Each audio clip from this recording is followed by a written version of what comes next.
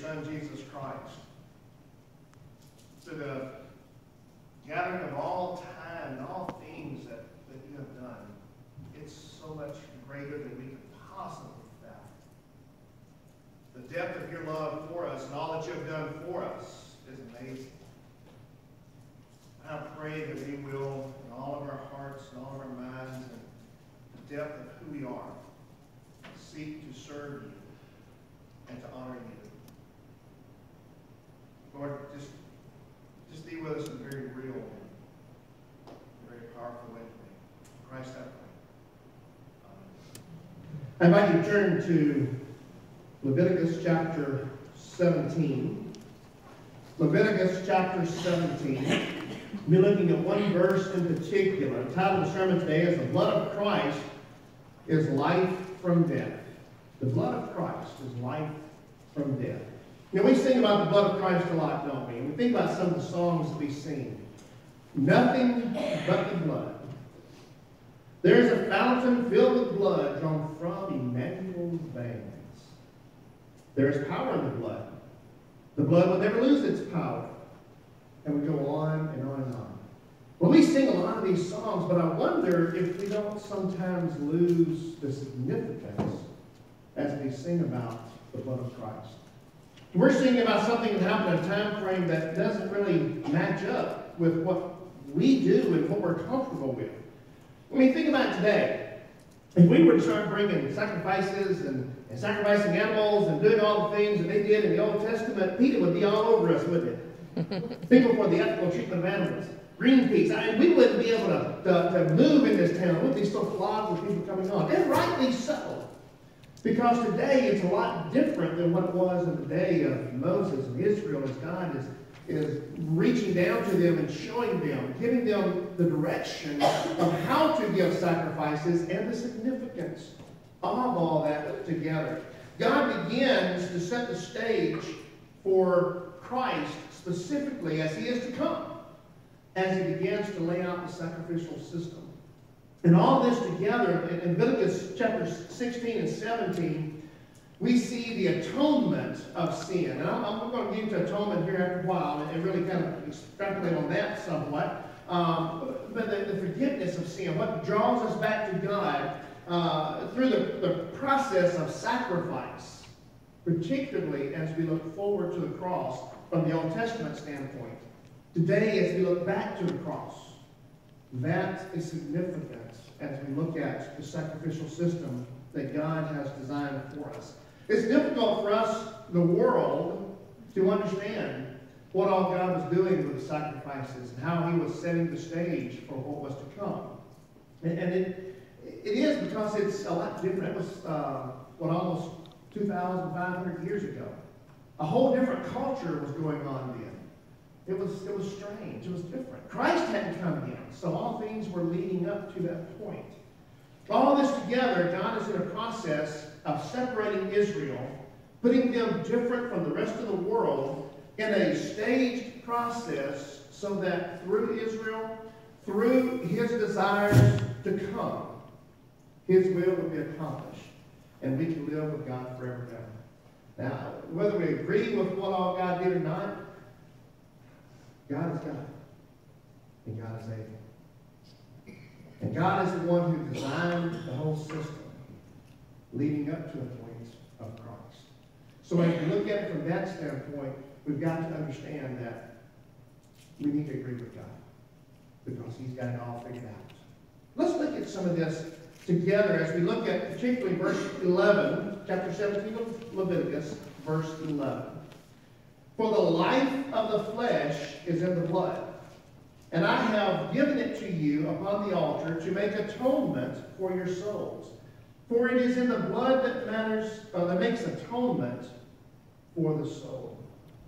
May the Lord add his blessings to the reading of his word.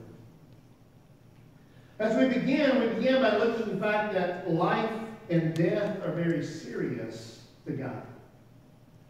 Consider this. As we begin to understand that God is the creator of all things, he also is the sustainer of all life. God cares about his creation from the beginning all the way through. He is concerned about what he has created. All things. You think about from nothing, everything came into being. That covers the rocks, the dirt, the river, the water, all these things together, the trees, the flowers. But on the sixth day, we learn in Genesis chapter 1, specifically in the creative process, on the sixth day, God made life through animals. He put all those vessels that carry the blood from the heart to all the lungs, to the major organs, to the muscles, to the tissues. He gave life to the animals. And he looked down after all the creation. He said, that's good. And then God created man. And he said, that's great, the pinnacle of my creation. And then he said, I think I can do better to create a woman. But all that together, God created people. God created people. God created people, and that became the pinnacle of his creation. Better love, better understanding of everything altogether. The caretakers of all of his creation that he had created thus far. But God created man and woman. And in this process, God knew that we would be separated from him. And that through some process, he was going to have to make atonement. He was going to have to make it so that we could be joined back to God together. And he did that through the sacrificial system of what he had created. With Adam and Eve, when they sinned, he took the skins of animals. Guess what? Those animals didn't run around without skin on.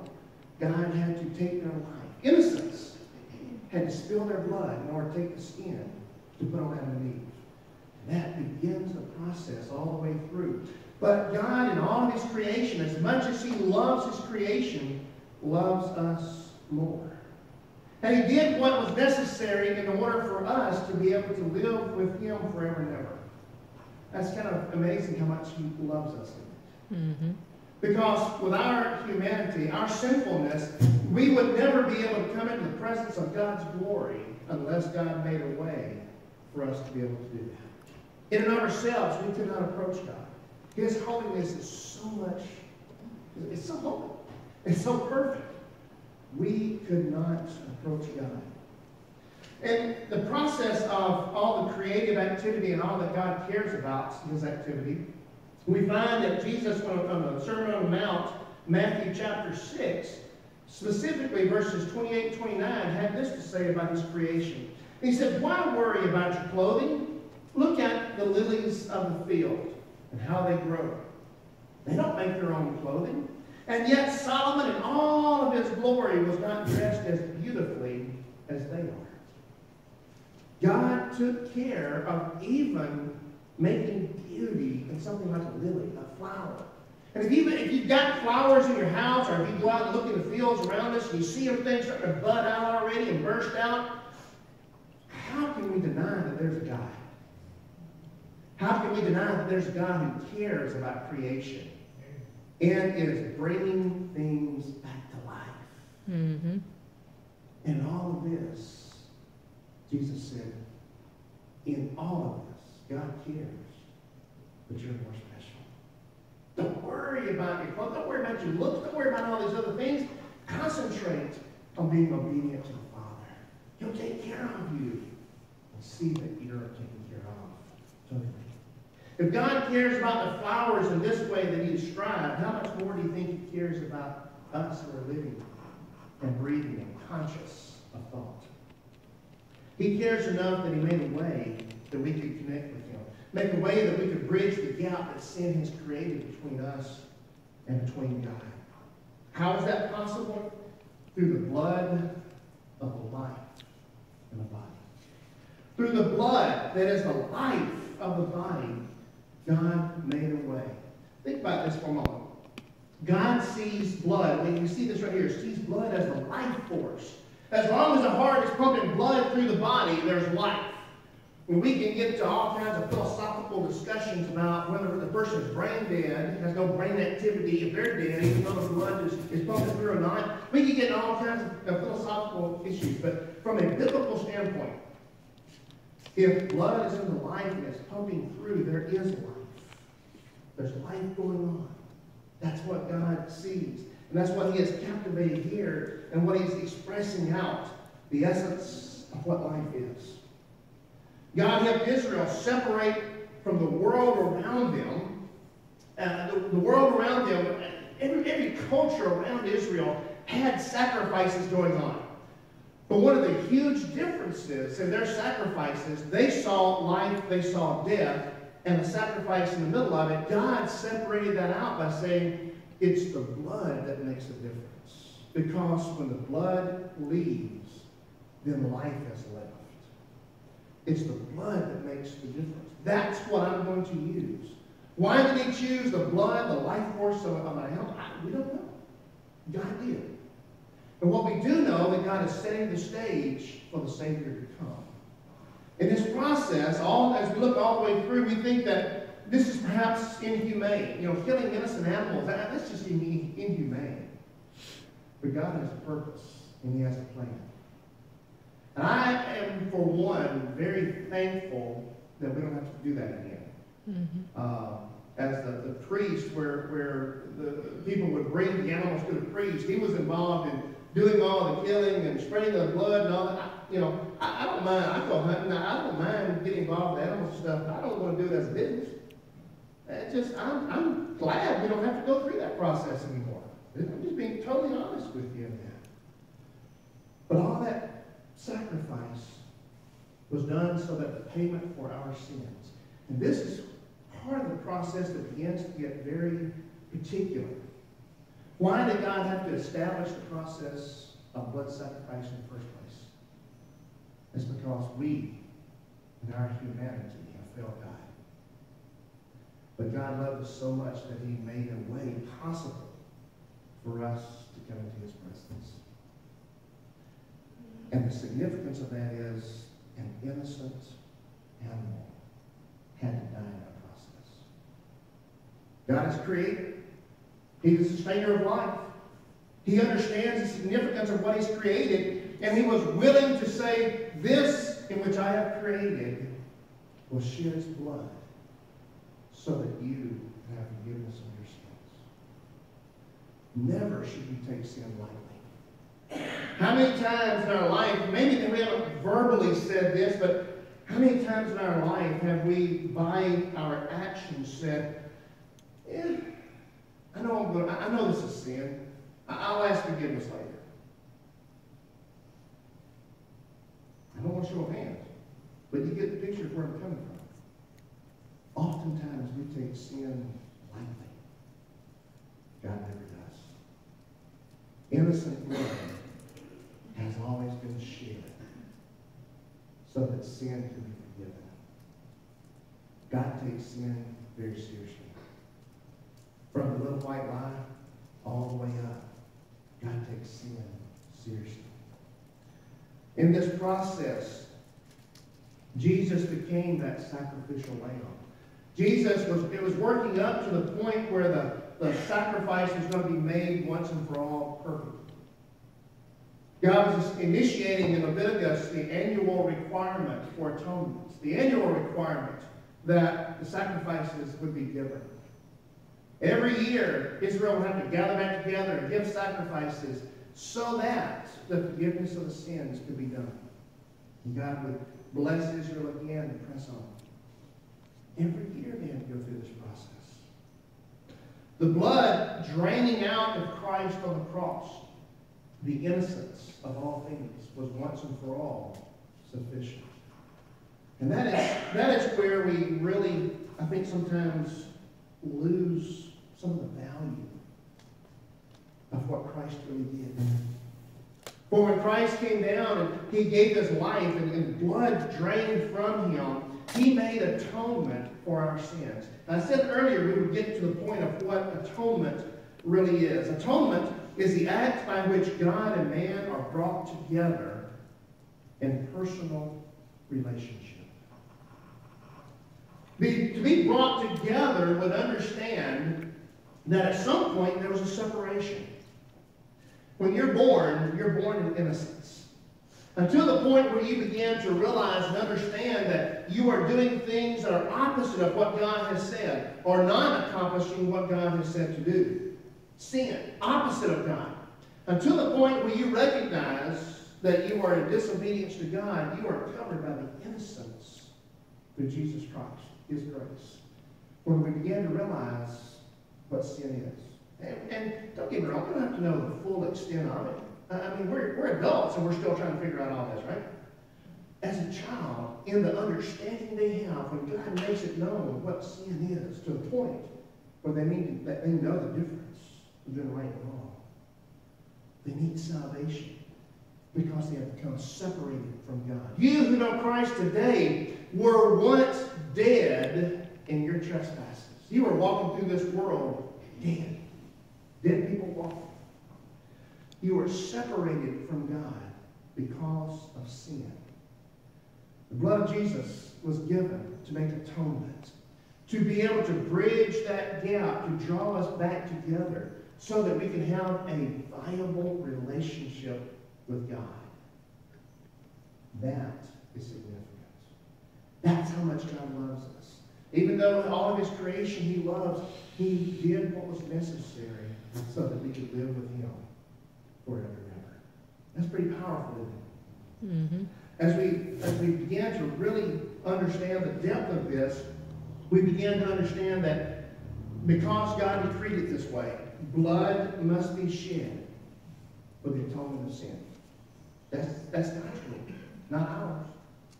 I don't know if I'd come up with a different way or not, but thankfully I don't have to because I'm not God. But the world don't like this.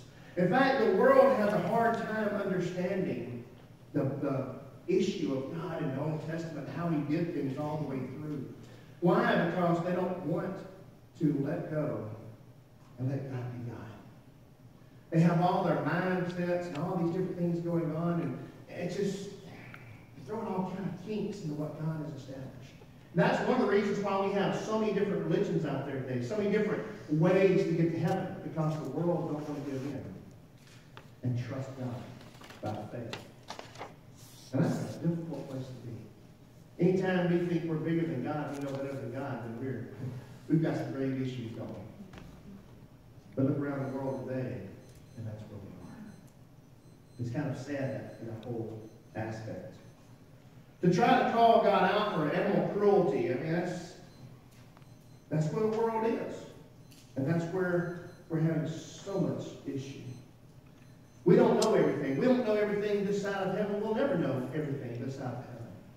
But there are some things that we do know. We do know that God loves us, and He wants us to live with Him forever and ever. We do know that God is against sin, and that sin separates us from God.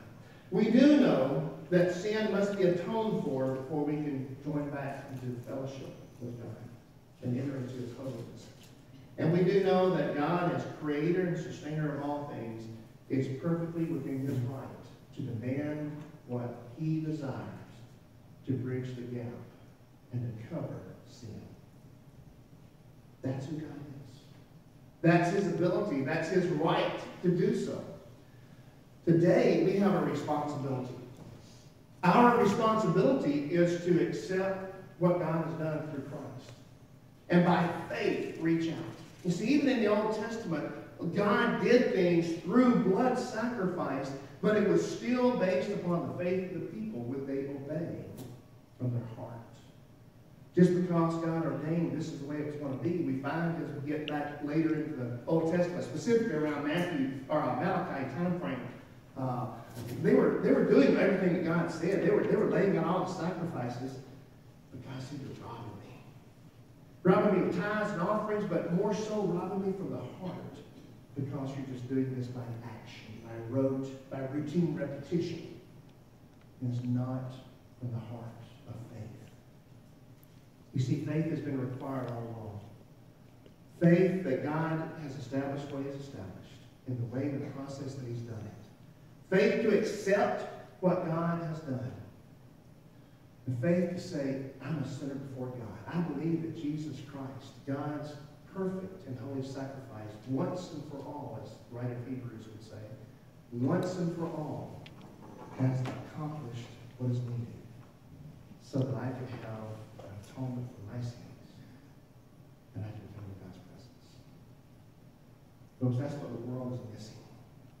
They're missing that relationship with God because by faith they have failed to grasp hold of Jesus.